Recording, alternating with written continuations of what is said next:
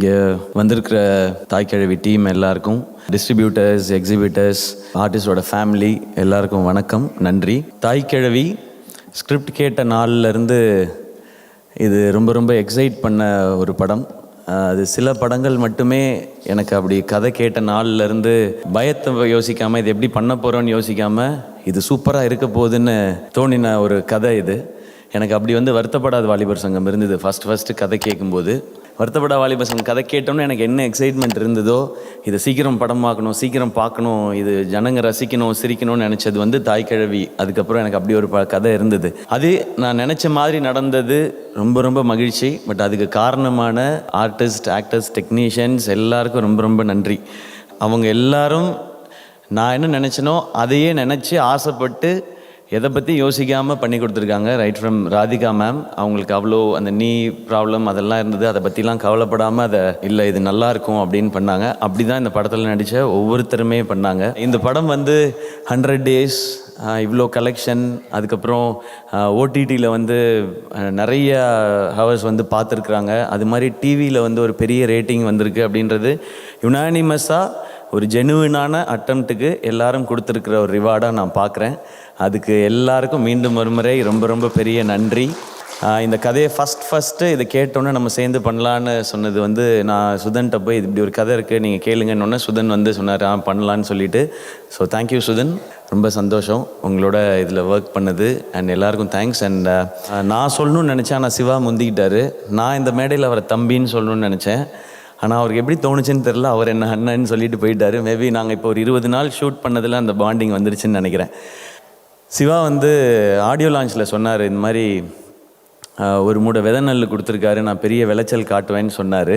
விளைச்சல் அமோகமாக இருக்கும். ஏன்னா உங்கள் பின்னாடியே உங்கள் அண்ணன் நான் நின்றுக்கிட்டே இருக்கேன், எப்போவுமே நின்றுக்கிட்டே இருப்பேன்.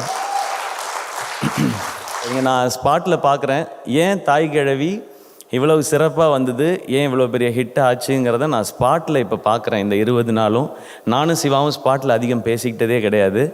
ஆனால் அந்த மொத்த டீமையும் கண்ட்ரோலில் வச்சுருக்காரு. யார் என்ன வேலை செய்யணுங்கிறதுல ரொம்ப கிளியராக இருக்கார். நான் கண்ணை மூடிட்டு போய் அந்த ரேஸில் கண்ணெல்லாம் மூடி விட்டால் அந்த குதிரை ஓடிக்கிட்டே இருக்கும்ல, அப்படி தான் இருக்கேன் சிவா. நான் கப்பு அடிச்சிருவோம், பந்தயம் அடிச்சிருவோம். ஸோ ரொம்ப ரொம்ப நன்றி உங்கள் எல்லாருக்குமே. இந்த படத்தை எந்தெந்த திரையரங்குலெல்லாம் நீங்கள் ரிலீஸ் பண்ணிங்களோ அந்த தியேட்டர் ஓனர்ஸ் எல்லாருக்கும் ரொம்ப ரொம்ப பெரிய நன்றி. எனக்கு தெரிஞ்சு இப்போ தமிழ் சினிமாவில் சின்ன படம் பெரிய படம்ன்றது கிடையாது, எந்த படம் பெரிய வெற்றின்றது மட்டும்தான் இருக்குது. அது ரொம்ப பாசிட்டிவாக இருக்குது. எல்லாருமே நல்ல படம் பண்ணணும், நல்ல படம் பண்ணால் ஆடியன்ஸ் வரதுக்கு தயாராக இருக்காங்க. ஸோ இது ரொம்ப ரொம்ப பாசிட்டிவான ஒரு விஷயமாக பார்க்குறேன். இந்த வருஷம் வந்த படங்களில் தாய்க்கிழவி ஒரு சூப்பர் ஹிட் படம், நல்லா போச்சுன்னு எல்லாரும் சொல்கிறத கேட்கும்போது ரொம்ப சந்தோஷமாக இருக்குது. இந்த விருது, இது ஷீல்டு, இது எப்படி வேணாலும் சொல்லலாம். பட் இது எல்லாருக்கும் ஒரு மெமரியாக இருக்கணுன்றதுக்காக தான். சக்ஸஸை எல்லோரும் என்ஜாய் பண்ணிட்டோம். அது இன்னும் ஒரு 3 மாதம் 4 மாதம் இல்லை 1 வருஷம் கழித்து அதுக்கப்புறம் இதை பார்க்கும்போதெல்லாம் இந்த எக்ஸ்பீரியன்ஸும் இந்த மெமரியும் எல்லாருக்கும் இருக்கணுன்றது தான். எனக்கும் மேம் சொன்ன மாதிரி 90s எல்லா படத்துக்கும் 100 days ஃபங்க்ஷன் நடக்கும். அப்போ நிறைய ஃபோட்டோஸ் பார்ப்போம். ரஜினி சார், கமல் சார் கலந்துக்கிட்டாங்க, இவங்க பரிசு கொடுத்தாங்க. அதுக்கு முன்னாடி நிறையா பிக்சர்ஸ் பார்ப்போம். புரட்சித் தலைவர் அவர்கள், நடிகர் திலகம் அவர்கள் கலந்துக்கிட்டாங்க, அவங்க ஷீல்டு கொடுத்தாங்கன்றதெல்லாம் பார்ப்போம்.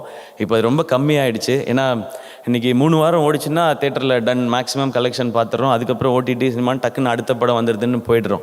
ஸோ இந்த மாதிரி வாய்ப்பு கிடைக்கும் போதெல்லாம் பண்ணுறது எனக்கு ரொம்ப ஆசை. இது சிறப்பாக நடக்கிறது எனக்கு சந்தோஷம்.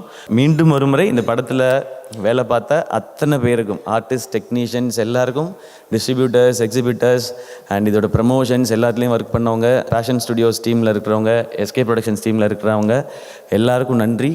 Love you all.